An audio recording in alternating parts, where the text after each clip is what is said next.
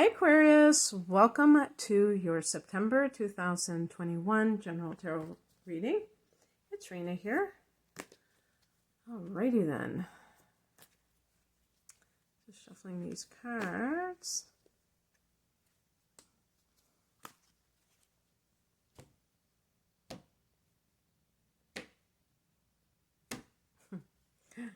Just cutting these cards. Doing a slightly different spread. Just for, I was going to say shits and giggles, but that's not very spiritual, is it? Okay.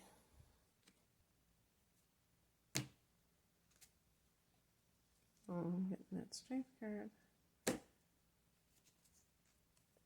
Ooh, look at you. 3 major arcana cards. Are you kidding me? I'm not surprised, though.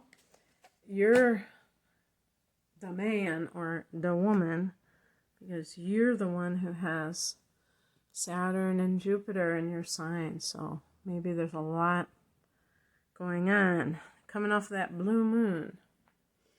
Okay. So the focus in September for you is the Justice card. This is a card that is looking at creating balance in your life. But this can be a legal decision that you're waiting on. This can be some kind of, maybe there's someone who did you wrong and you feel like you're waiting for the chickens to come home to roost. I just did an astrology reading and I was talking about Phil Collins, and I was mentioning how he has the moon in Scorpio, and I couldn't believe that there were several people who I guess have the same thing themselves, with a moon in Scorpio and the sun in Aquarius. And so, because when I just said that about the chickens coming home to roost, I was thinking, gosh, that sounds so vengeful, you know. But or maybe you have the moon in Libra or something like that, or Libra rising. Because the truth be told, every sign, and you know, I'm not just talking about your sun sign, so I'll just say your sun sign to make it easier, but every sign has its own reaction to events. Some people take them easier than others, but some people take things to heart, and it might depend on what it is, depending on the sign too. So people who have a strong Libra, and even to some degree like an Aries or a Scorpio, where I think that vengeful aspect, that Mars kind of energy is in play, like, you know, might makes, or not might makes right, but, you know, there has to be some kind of reaction. Maybe it's the Pluto side of Scorpio that I'm thinking of, but I'm getting off track here. The point is that you might be waiting for someone to get their just desserts because you feel like you were wronged. And what came into my head right when I said waiting for that to happen was you might wait a long time. Meaning that if you kind of stop your life because you want someone else to pay for what they've done, then you're going to throw away your own present moment, which is all that we're really guaranteed. So that might be a lesson that you have to learn, is that you're keeping yourself from progressing or moving on from a situation because of this. But if this is a legal matter, that can also be in play as well. If something doesn't go your way and you think that it says something about your life, you don't need anyone to tell you if somebody did you wrong or if somebody was in the wrong. You don't need like a court of law. So ultimately, you can know that God's got this.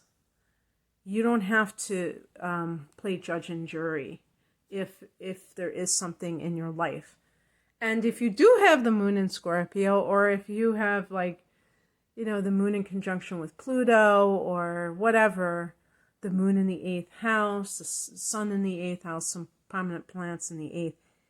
You can look at life from the perspective of, I'm going to stay in my own lane, and I'm going to believe that this is not a random chaotic universe, that everything is happening as it should be happening. And if it seems unfair, because that's the justice card, is like, it's unfair, I don't have to worry my pretty little head over it, because what is meant to happen will happen. And that applies to anything that is going on. If I'm looking to the outer world to reflect my sense of justice, that is barking up the wrong tree, because a lot of times this world does seem quite unfair. But this is not the only game in town. That's the bottom line. In the past position, we have the Queen of Swords. This is another card that can indicate having to make a decision where your intuition plays a part, but it's not everything. Your feelings are not front and center here. You may have compassion for somebody, but maybe you have to cut them loose. So this, if we talk about, for instance, divorce, you may still have feelings for someone, but you're done with their nonsense. It could be as simple as that. And a part of you, a small part of you, may feel guilty because you're walking away. You're wondering, am I being disloyal to this person? Did I give it my best shot? And the answer is, in an ideal world, you shouldn't have to give things a shot. In other words, to me, what I mean by that is, you shouldn't have to endure a negative situation to prove that you are loyal to someone. That is not your job to do. It is somebody else's job to be the best partner they can be to you, however. And if they did not live up to that, then there's cause and effect in the universe. If this is a Libra person, maybe you're realizing that you have to cut them loose. It doesn't even have to be like a romantic situation. It could be a sibling. It could be anybody, friend. You have to cut them loose. And in that case, one of the things that may be difficult is because they have a very charming side to them, and that maybe that confuses you. You're like, but they're so nice, or they're so charming. And the truth is that even charming people can be deceptive.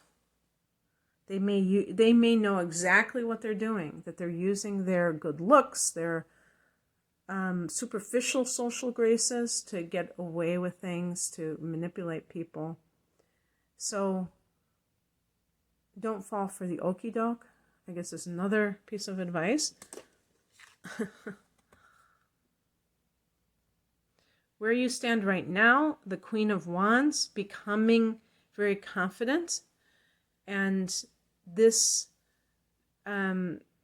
maybe you are, that's another thing too. This could be a workplace situation. Perhaps there has been some kind of a clash, especially with a female supervisor, and she may have taken over and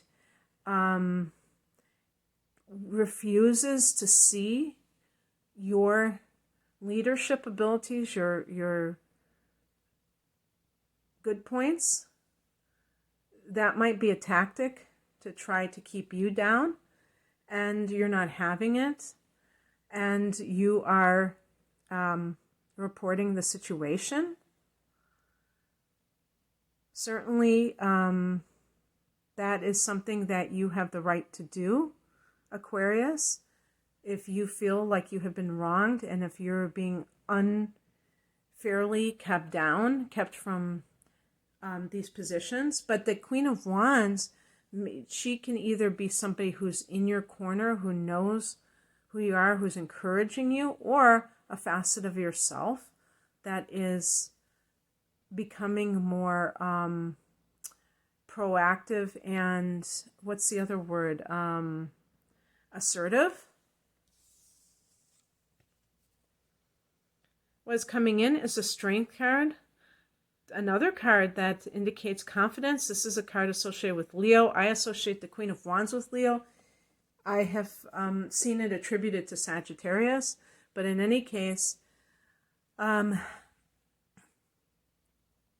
this can indicate that you are building up your ability to value yourself, and that means that you have confidence to promote yourself, to be your best advocate.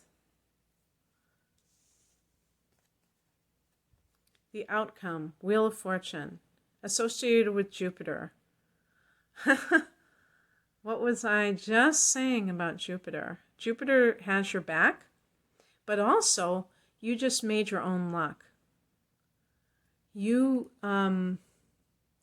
you took those actions on your own. You didn't wait for it to drop in your lap. And so you see the results of past actions where you put into motion things that can give you your harvest. We have the harvest moon in September. Okay, that's what I have for you, Aquarius. Oh, and by the way, that harvest moon is going to be in your second house of earned income, so cha-ching. All right, that's what I have for you. I hope that you resonate with this.